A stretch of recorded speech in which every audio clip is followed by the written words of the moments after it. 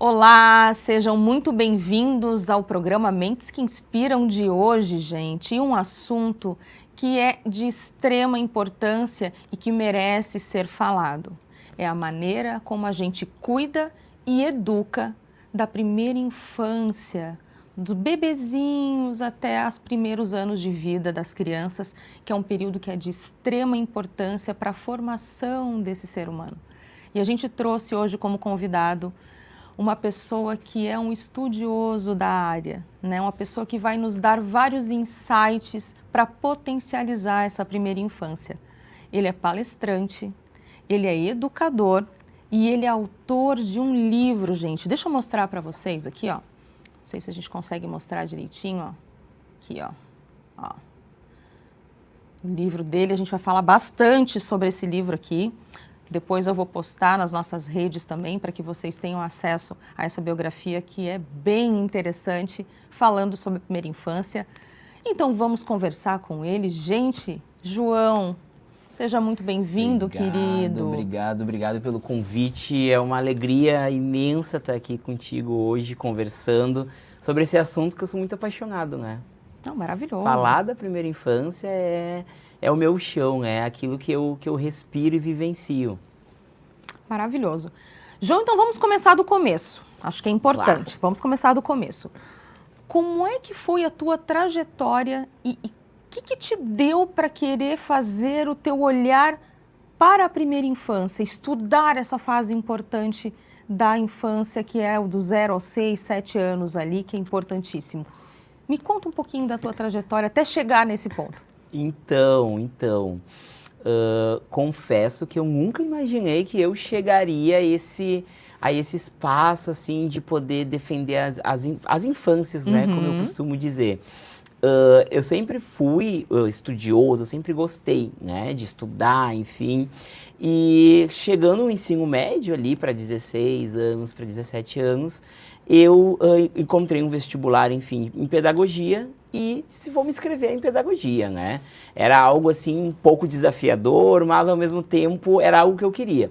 Eu entrei, né, ingressei na faculdade, enfim, a licenciatura em pedagogia, e eu tive muitos colegas que, enfim, eu era o mais novo da turma, então eu acabei sendo acolhido por um grupo, né, colegas mais velhos, onde já lecionavam mesmo nas escolas, e eles iam compartilhando para mim como é que era o dia a dia da educação infantil, enfim, e foi algo que me chamou muita atenção, né, falar ou estudar sobre a primeira infância. Então, durante a graduação, eu comecei a focar muito mais no campo da primeira infância, porque, ao mesmo tempo, por eu gostar de estudar, eu acabo sendo uma pessoa muito crítica, né? E eu entendia que a gente precisava aprofundar mais os conhecimentos sobre a primeira infância, né? Perfeito. Então, eu comecei a estudar sobre a primeira infância, sobre o desenvolvimento infantil, e foi algo que foi apaixonante. Então, desde então, eu comecei a fazer essa trajetória, né? Que é de ampla, enfim, né, paixão. E nesse percurso, eu comecei a estudar formações continuadas, né? Participar de cursos, palestras. E em um desses espaços, eu encontrei a professora Tânia Marques, né? Que é uma prof, enfim, que atualmente ela já é aposentada da Universidade Federal do Rio Grande do Sul, da URGS. E ela e me encantou muito o jeito que ela organizava, falava sobre a infância. Então, nós nos aproximamos, tivemos uma conexão muito boa, e ela me convidou para palestrar, dar uma palestra sobre o tema do meu trabalho de conclusão de graduação, que o tema do meu trabalho foi a importância da formação continuada dos professores para atuarem na primeira infância. Perfeito. Então, eu compartilhei com o pessoal, né, essa fala, e foi muito encantador, o pessoal gostou, né, e a Prof. Tânia foi uma das minhas maiores inspirações também, incentivadoras a querer saber mais sobre a primeira infância. Perfeito. Né? Me fala assim, a tua área ela abrange, né? Ela tem uma profundidade da primeira infância. Gente, eu li um pouquinho do livro dele, assim, para poder trazer, né, para vocês ele hoje e falar sobre esse assunto importante. E ele vai num nível de profundidade que em poucas vezes eu li. Para quem não sabe, gente, eu também sou pedagoga, sou educadora. E quando a gente recebe um profissional da área de educação, a gente fica particularmente feliz. Eu, no meu caso, fico muito feliz porque é um tema de muita aderência, né, para a nossa vida, para o nosso dia a dia de estudo.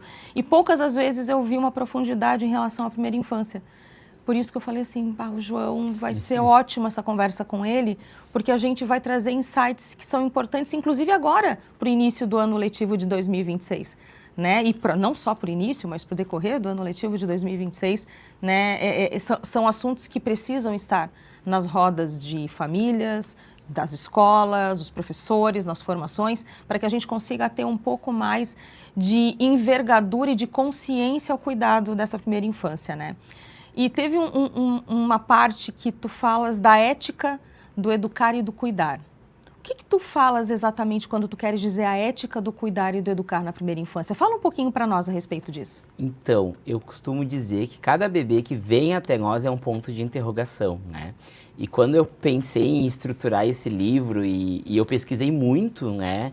Eu sempre brinco, eu peço, quando eu vou escrever algo, eu sempre peço licença ali para poder aprofundar, né?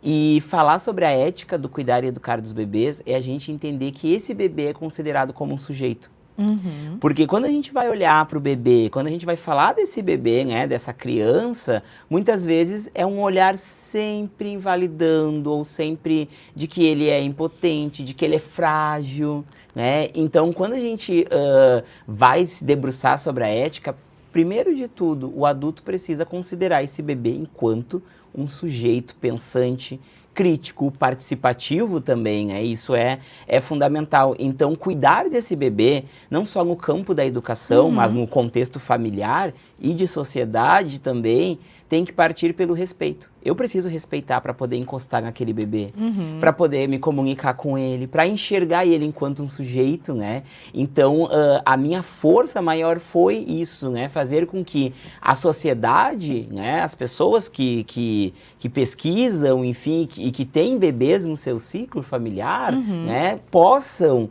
entender que esse bebê tem uma identidade e que ele merece respeito. Então, a ética vai muito além dos princípios de dizer que eu preciso escutar esse bebê, né, e enxergar, mas eu preciso efetivar esse cuidado. Né? E cada vez mais esse bebê exige que adultos tenham cuidado, atenção, mas acima de tudo afeto e respeito por aquele corpo. Porque eu sempre digo isso, né? A única diferença minha para um bebê, né, de um adulto para um bebê, é o tamanho, porque os direitos, né, são iguais. Eu preciso, se eu quero ser respeitado, né, eu também preciso respeitar aquele sujeito, né? É isso aí. Indo nessa tua explicação, pegando esse teu gancho, tu falas a respeito de uma infância viva e vivida. O que é para ti uma infância viva e vivida? Uma infância viva e vivida é aquela em que a criança consegue ser criança, né? Então, eu me remeto muito à minha própria infância, né? Eu sempre fui um menino muito intenso, né? Bagunceiro, adorava andar na rua, adorava brincar, subir em árvore, enfim, ralar o joelho. Era uma intensidade, né? Em forma de menino. E eu vejo que cada vez mais a educação infantil, a primeira infância, precisa resgatar isso para as crianças, né? Em uma era em que a gente sabe que a tecnologia faz parte, é uma aliada fundamental também, né? Mas essa aliada não pode dominar a infância, né? A gente precisa proporcionar para essa criança uma infância viva e vivida, regada de cuidado, mas regada também de brincadeiras, experiências, né? A criança precisa conhecer a natureza. A criança precisa brincar, explorar, se movimentar, conhecer esse todo, né? Então, quando eu defendo essa infância viva e vivida, eu também trago para a pauta um adulto que possa proporcionar isso para as crianças. Porque a gente tende, né, a dizer que as crianças não brincam mais, ou que as crianças não querem se interessar pela brincadeira. Mas e o adulto que está ali, né? Seja o adulto família ou o adulto em contexto escola. Que deveria ser o mediador. Exatamente, né? E nós temos esse papel de mediar e também brincar, né? Sermos criancistas, como, né, falam por aí, né? E ser um sujeito criancista é um sujeito que vai brincar com essa criança, né? Que vai encantar essa criança. Eu só posso encantar com uma infância viva e vivida se eu estou encantado. né? Então é muito rico a gente abrir esse olhar para as infâncias vivas e vividas, mas proporcionar em diversos espaços, não só no espaço escolar, né? Mas no espaço que essa criança está no dia a dia. Quando a gente fala de viver bem a infância, né, num mundo com uma tecnologia tão presente e perto das mãos de todas as crianças e jovens, das nossas também, né, mãos. Mas a gente tem um desafio grande quando a gente fala de viver bem uma infância, né? A minha infância, talvez a tua infância tenha sido brincando com o pé no chão, bem como tu falou, ralando o joelho, correndo, e a gente não pode perder essa essência. Eu acho que a gente precisa olhar para o que a gente teve no passado e o quanto isso nos é rico hoje nas nossas memórias, nas nossas lembranças, e como é que a gente pode trazer isso hoje para dentro da nossa escola, para dentro da nossa casa, para a tua própria sala de aula, né? Você sendo um educador, principalmente de educação infantil ali, anos iniciais também, por que não? Para que a gente consiga trazer essa magia do brincar de novo, né? E eu acho que isso é fantástico, esse assunto, ele precisa ganhar essa luz. Mas, João, falando um pouco da infância, né? A gente está tratando a infância com tanto carinho e com tanto cuidado. Me diz, quando tu percebeste na tua vida que a tua atuação seria com a infância? Foi a partir do momento que eu tive essa fala na palestra, eu disse, nossa, mas eu preciso aprofundar mais sobre isso, eu preciso seguir, né, porque o retorno também, né, das profissionais compartilhando e dizendo que iriam levar essa prática, né, de qualificação, porque a gente vai multiplicando isso, né. Para mim transformar a educação, eu também preciso me transformar. Né? Eu preciso estar aberto a essa transformação. Então, quando eu senti isso, porque a gente sente isso, né? Essa mudança, esse encantamento, então eu disse, é isso, né? É defender as crianças, como eu brinco, né? É defender esse sindicato da primeira infância, né? Então, ser um dos representantes desse sindicato da primeira infância é muito importante, porque a gente consegue conscientizar também mais adultos, né? E entender que eu sempre digo que a profissão da criança é a brincadeira. De que a criança, ela vai para a escola, enfim, né? Ela vai para brincar. É verdade. Ela vai para aprender. Então, não existe EJA para a primeira infância, né? Não existe EJA para educação infantil. Educação infantil é aqui, é agora. Né? Então, geralmente, os adultos têm uma ideia de, eu estou preparando essa criança para o futuro. Né? E não é, o futuro é agora, o futuro dessa criança é agora. Então, eu saber que eu tenho nas mãos e na voz também, esse poder ao mesmo tempo de compartilhar com as pessoas, essa defesa pela primeira infância, então é algo que me atravessa, né? E me encanta muito de poder compartilhar com as pessoas. Isso é muito legal. E tu falando que a infância é o agora, é o hoje, a gente fala muito de plasticidade cerebral, que é uma coisa que a gente estuda muito na pedagogia, na psicologia, né, nas áreas que abrangem, que é aquela janelinha onde borbulham, né, as aprendizagens, elas são mais potentes. E como isso é importante quando a gente tem um adulto que ele consegue ver essa criança na sua inteireza, naquele momento, no agora. Né? E não olhando o que talvez ela venha a ser no futuro, mas que tipo de criança ela está sendo naquele momento. Que tipo de explorações ela está fazendo nesse momento, né? E mostrar o mundo para ela de uma forma lúdica, porque é uma criança, né? A primeira infância ela precisa do lúdico para aprendizagem, mas com essa consciência que tu trazes, assim, eu acho isso tão importante e tão maravilhoso, porque a gente está falando de memórias da infância aqui, né? Quais são as memórias da tua infância que te atravessam até hoje? E que tu bota em prática hoje no teu dia, que tu trazes para a tua vida profissional? O respeito, né? Porque eu acredito que a partir do momento em que a gente respeita essa criança, e eu fui uma criança respeitada, né? E quando eu trago nesse sentido de ser respeitado, é que muitas vezes a minha vontade ela era ouvida, e não no sentido de birra, né? Mas sim de eu poder brincar, de eu poder ter esse contato com a natureza, de eu poder andar na rua brincando descalço, tendo, né, amigos, amigas, enfim.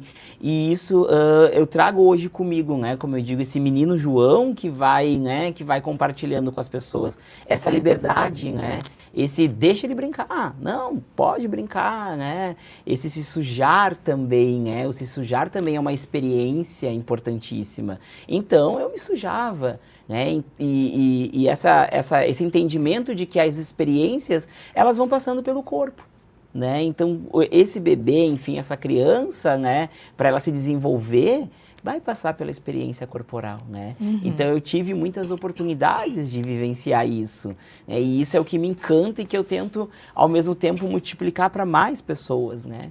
Brinquem, deixem as crianças livres para poderem brincar, né? A gente está falando sobre o uso da tecnologia, mas precisa ter dosagens, né? O momento de mexer no telefone, enfim, os eletrônicos, mas o momento de estar na rua brincando, de conseguir subir em uma árvore, de conseguir comer goiaba direto do pé. Eu me lembro que na minha infância, né, nos fundos da casa dos meus pais, hoje já foi cortada, né, tinha uma goiabeira. Eu sempre estava lá, trepadinho lá, subindo e comendo as goiabas. Às vezes era goiaba já que estava passada, com bichinho, mas ia. E eu sempre brinco, né, que o anticorpos também vai fazer parte, né? Deixa essa criança comer, se sujar. Existe homo, existe verde. As crianças, eu digo, que são laváveis, né? Bota ali, pronto. Seguimos, né? Mas essas experiências são riquíssimas. Então eu tenho essas memórias afetivas muito, assim, comigo. E é onde eu consigo compartilhar com as pessoas e trazer esse olhar de deixa essa criança explorar. Não, maravilhoso, maravilhoso. E o que mais tu observa nas escolas e nas famílias hoje que te mobiliza a falar de vínculo, de brincar, de presença, que são 3 questões bastante importantes nessa construção desse novo ser humano? Então, trazendo no contexto família, né? Eu percebo que, não generalizando, mas grande parte das famílias terceirizam a responsabilidade de educar, né?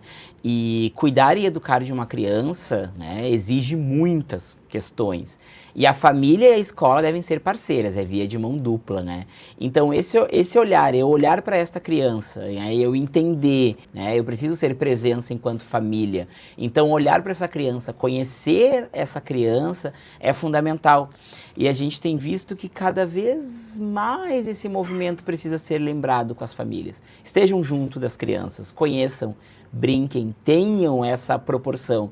E às vezes eu dar coisas materiais para essa criança não supre, né? Não supre o que é o principal. O afeto, ele é o fio condutor para um bom desenvolvimento.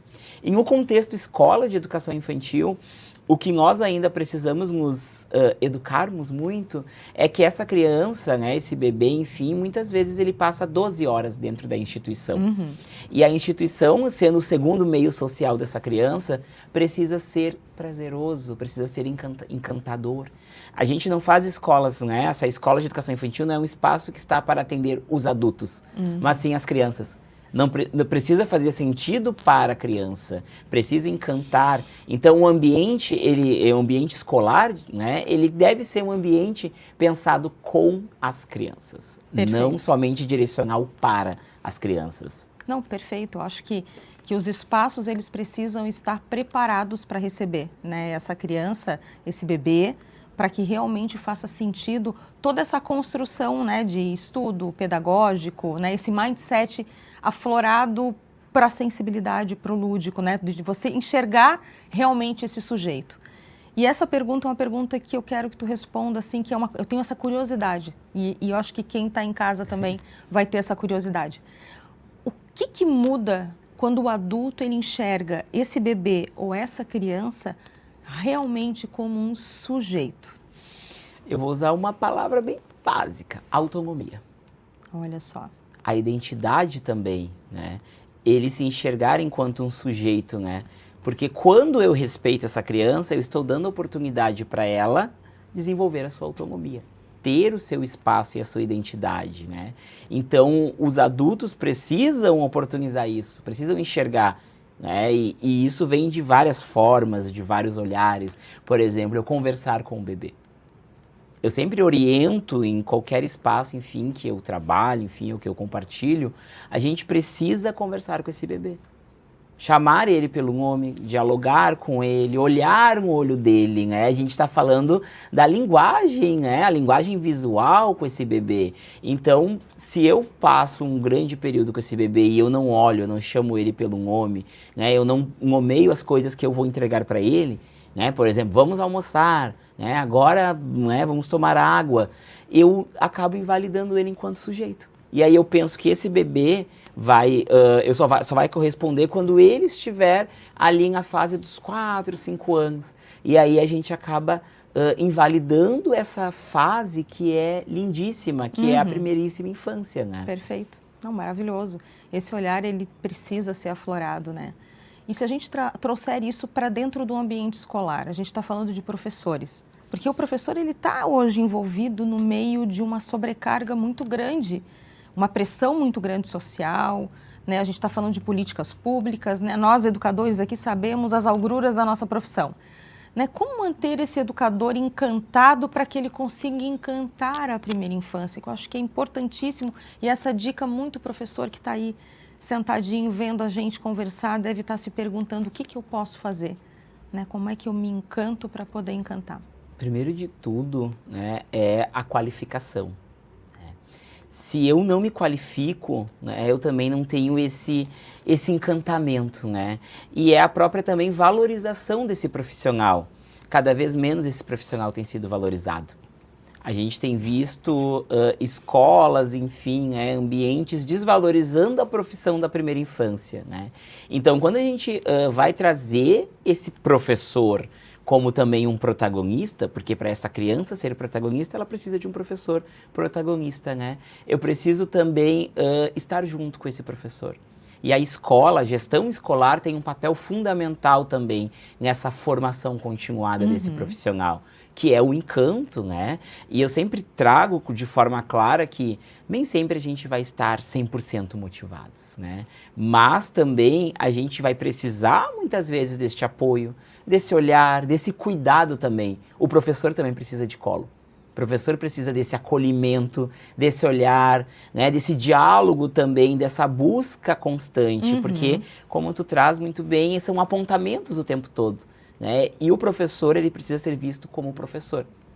Quem trabalha na primeira infância não é, né, recreacionista, não é animador de festa infantil, e eu não estou desmerecendo nenhum trabalho, né, mas eu estou dizendo que nós somos profissionais da educação. Primeira infância, né? Foi uma escolha, é um estudo, nós passamos por uma graduação, especializações e por aí se vai, né? Mas nosso papel, né, é ajudar nesse desenvolvimento da criança. Então, a valorização da educação precisa acontecer também. Esse profissional precisa ser visto da mesma forma que outros profissionais são respeitados, o pedagogo precisa ser respeitado. Né? Porque infelizmente, a gente encontra ainda outras pessoas de outras áreas dando pitaco, né, no trabalho da primeira infância, e dando pitaco no sentido educacional, né, de dizer o que é, o que não é. Não, mas o pedagogo, eu sempre digo que pedagogos produzem pedagogias com as crianças. Então, nós vamos, além da teoria, nós temos essa prática vivencial. Então, a gente precisa desse movimento. Maravilhoso. Acho que essa tua fala, ela é assertiva e ela é necessária, né, para esse momento atual de educação que a gente está vivendo. A sociedade precisa deixar o educador fazer o papel dele dentro da escola, que é educar, que é encantar os seus filhos, né? Porque senão a sobrecarga, ela realmente vem e fica muito difícil fazer essa gestão, né? E a gente está falando de um brincar, né? No teu livro tu tratas uma questão que é bem interessante, assim, é o brincar heurístico. O que seria, João, esse brincar heurístico para quem não conhece ainda esse termo? Sou muito apaixonado pelo brincar heurístico, né? Eu também. O brincar heurístico, pessoal, ele é riquíssimo, né? Por quê? Porque o brincar heurístico, ele é, vamos dizer, no sentido escola, uma abordagem com materiais não estruturados. E o que são esses materiais não estruturados? Vamos resgatar lá, né, independente da idade, né, de quem está assistindo. Sabe quando a gente pegava os potes, brincava com barro, fazia bolinho e colocava uma florzinha, né? A gente usava materiais, né, elementos da natureza que não tem estrutura, né, porque possibilita muitas questões exploratórias. E o brincar heurístico, ele é a possibilidade da criança ter contato com esses artefatos que muitas vezes a gente considera como lixo, né, como sucatas, digamos assim. Sabe quando aquela família, né, enfim, aquela pessoa compra um brinquedo e a criança deixa aquele brinquedo de lado e foca na caixa? E gosta de brincar com a caixa? Que é muito comum. Muito, muito. Por quê? Porque isso é heurístico, né? Isso é uma possibilidade de descoberta. E aí o brincar heurístico, né? O heurístico, enfim, ele vem da palavra grega, né? Ali, eureka, que significa possibilidade de descoberta. E hoje em dia a gente vê tão atual, né, e forte dentro de algumas escolas a abordagem do brincar heurístico. E um dos princípios dessa abordagem que encanta muito é o respeito pelo tempo da criança na exploração da brincadeira. É espetacular isso. Né? Como ela traz, assim, o adulto saber respeitar a escolha da criança pelo material, pelo brinquedo, né? Então isso se torna um brinquedo. E aí envolve toda a questão do jogo simbólico dessa criança, do imaginário, do que ela pode construir, das hipóteses também. Tudo isso são ações de vida, né, que vão acontecendo. Então, quando a gente vê esse bebê, essa criança brincando com uma colher de pau, mexendo a panela, batendo a panela, enfim, explorando, Perfeito. Ela está fazendo pesquisa. Isso se torna um grande laboratório para essa criança. Maravilhoso. João, essa conversa poderia se estender horrores. O tempo é curto para tanta informação bacana. Então, assim, queria desde já te agradecer pela tua generosidade, pela tua alegria e pelo teu conhecimento necessário, gente, necessário. Para a gente acabar o programa, eu preciso fazer uma última pergunta para o João. Que recado tu darias hoje para as famílias, para a sociedade, para as escolas que estão tentando acertar com a primeira infância? Então, gente, não existe, eu sempre digo que não existe um manual para ser uma boa família e ser um bom profissional. A gente vai aprendendo, né, na prática, enfim, a reflexão. Mas a gente precisa entender esse princípio que é respeito pela criança. Considerar essa criança enquanto sujeito. Saber ouvir as infâncias, né, saber ouvir aquilo que a criança tem a dizer. E trazer essa potência, né, essa potência de respeito, essa potência de oportunidade para essa criança ser criança. Enxerguem as crianças enquanto crianças. Porque enquanto a gente continuar adultizando as crianças, a gente vai perdendo cada vez mais a infância. Perfeito.